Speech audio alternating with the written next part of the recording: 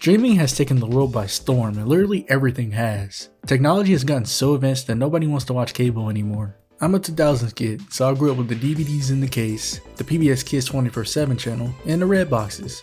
I went crazy with the red box discs. I had no understanding of how they worked or how bad they would hit my mom's debit card. I would keep most of the discs without returning them. You might be thinking it's movies I'm keeping, but nah, it was Nintendo Wii games. I grew up with Cartoon Network, PBS Kids, Disney Channel, and a little bit of Disney XD and Nickelodeon.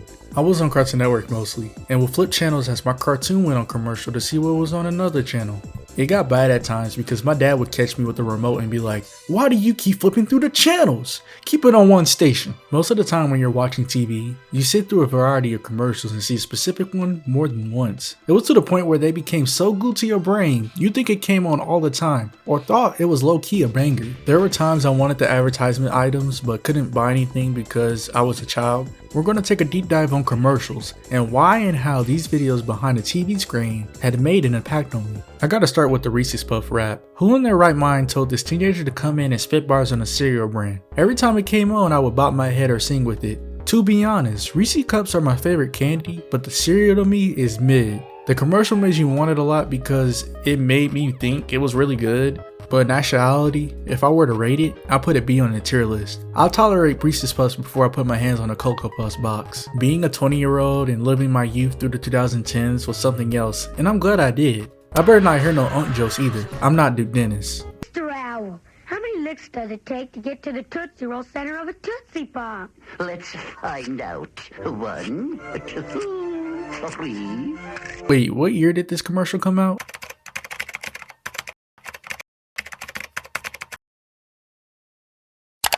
God damn! I'm not gonna judge because this commercial has been played for decades and they are still getting bread from it. I barely watch cable now, but I had it on freeform and it played it and I'm like, in 2024? Hey kids, follow the bouncing plate. Oink, oink, zoo pals. Buzz, buzz, zoo pals. Quack, quack, zoo pals. Zoo pals make eating fun. I found this commercial catchy, but never had an actual plate. My auntie did. I didn't think much of it because I was paying attention to the food that was on my plate. I used to eat a lot of what was given to me during my youth, and I was glad I was eating from a duck plate, to be honest. I will never forgive my auntie for serving me some cherry tomatoes and making me think that they were grapes. I think I heard this commercial no matter where I was. If I was watching TV myself or my parents, you'd hear it regardless.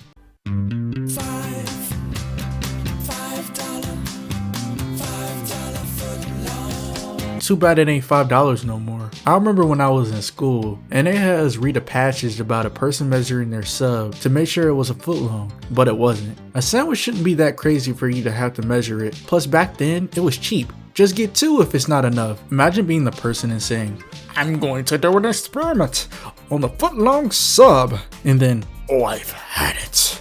This isn't a foot long at all. I'm going to file a complaint."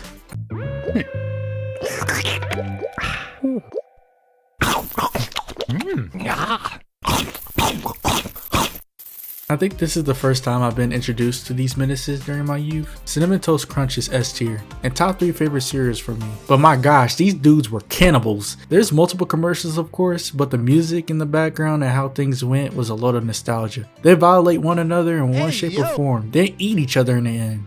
Peak cinema regardless. I'm not complaining. I've seen this commercial only a couple times, but I felt like it was worth being talked about. The whole point is that the little kid already had Chef Boyardee, so she put it back, but the can has its own journey to find her itself. It's overall an wholesome commercial, and I found the YouTube comments about it funny. Things like, "But her mom is gonna think that she stole it," and "The can probably paid for itself. We saw it wait for the green light. It's a law-abiding can." At times I love the internet, man. Education connection, match me with the right college for free. Connected for free, free with education connection. Another straight banger where I'm like, who told her to do this? She did her thing with this certified classic and I can't say anything bad about it. Just like the Reese's Puff rap, I'm dancing my butt off and bopping my head. I knew nothing about what she was saying, but she intrigued me regardless. I'm not gonna lie, this was annoying. When you were watching something you really wanted to, it seemed like it constantly came on no matter what show that was being presented. I get the personal grow up plan, blah blah blah, but can you not come on more than 10 times a day? This came on all the time on Nickelodeon. The times I will watch SpongeBob in this came on early Saturday mornings. It had me watching it every time, to be honest. They all try to oppress this female, and the fruit roll-ups were not impressing her until the gusher gave her some of his juice. Then one of them gets violated by another roll-up. Another one was when the roll-up got used as a towel, and bro was still getting violated. And the muscular one got a butterfly print on his cheeks and started dancing randomly, and they all chime in. And who is this random woman?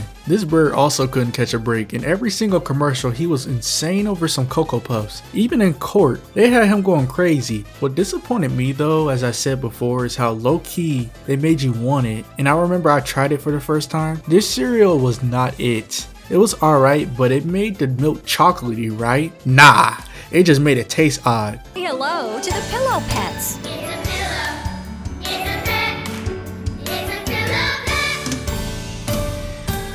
I like the song, and it almost made me want one. I remember my little brother getting one and not even using it, and I was like, out of every commercial, bro gets a pillow pet. It's valid though at the same time, cause it's a pillow pet. I never understood this commercial until growing up, and why the wife in this situation was so mad. She thought her husband was cheating, but it was Jake from State Farm with khakis. Every Kids Bop commercial was the same but upgraded as the years progressed because of the maturity of the actual music. I remember in elementary they kept playing a Kids Bop version of Starships by Nicki Minaj, and it annoyed me so much. It was supposed to be music in the background as we worked, but it didn't help. Y'all remember when McDonald's had the Kids Bop discs and the Happy Meals? It's somewhat vivid, but I did have the first disc. Now that was a bop. Something I always found crazy was how McDonald's stopped using Ronald due to people being scared of clowns. The creepy clown sightings in 2016 made it worse. They eventually used Happy Meal boxes that were alive, as well as the goat Ferris in his time with the people on the farm. Now that is some real nostalgia right there.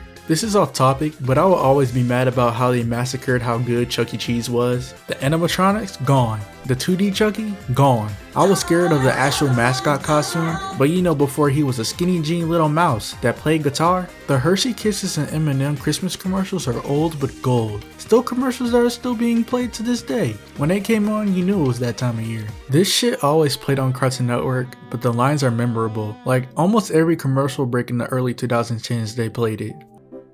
I have a structured settlement and I need cash now. Call J.G. Wentworth, 877 cash now. I'm not even into opera, and you had to be there when this commercial played. They sang beautifully about needing the cash now, and I was there staring at my screen enjoyed, making me want to call the number, and I don't even need the cash now. The General was on most channels back then. I knew nothing about car insurance, but I knew it was a big deal when Shaq made several cameos. I thought this was the coolest thing ever and never got to see if it was true. From researching online, it seems like it was cap. I was slightly disappointed, but then it's a ball that seems to have no gravity on it. So yeah, it's not that surprising. I just know I would have been angry knowing it was a lie. I actually had this and I only used it once or twice. This commercial made me want to get it, so why not? I do remember it being built up with a lot of ice and I never used it since. I'm not gonna lie, this thing looked really fun to play with. I just know that if I ever got tired of it, I would pop it on purpose. Having it with friends at a party would have been something else.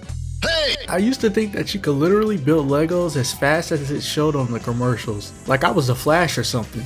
I learned it the hard way though, when I built my Ninjago Lego set. This guy puts on deodorant, but they make it seem as if he's made of chocolate. I'm no expert, but I'm pretty sure this guy gets assaulted the whole time. I'm surprised I wasn't scared due to his appearance. They had him looking crazy with that smile, as if he's your sleep paralysis demon standing at the foot of your bed. Now this is a cereal like Don't Par with Cinnamon Toast Crunch. If you eat regular Cheerios, something is wrong with you. I can't eat something that has no taste. It's like eating Lucky Charms without the marshmallows. From Buzz saving the honey from Yellow Jacket to dancing his heart out, the commercials were peak. I had to add on to the cereals. Frosted Flakes is another banger of a cereal, and Tony the Tiger is an iconic mascot also. When I think of Frosted Flakes commercials, I think of the old 2D to early 2010s commercials, not that annoying ass Bring Out the Tiger commercial. I was already growing from cable at the time of this, but in 2019, they played this in the Yabba Dabba Doo commercials over and over again. It annoyed me more than other commercials. Now this right here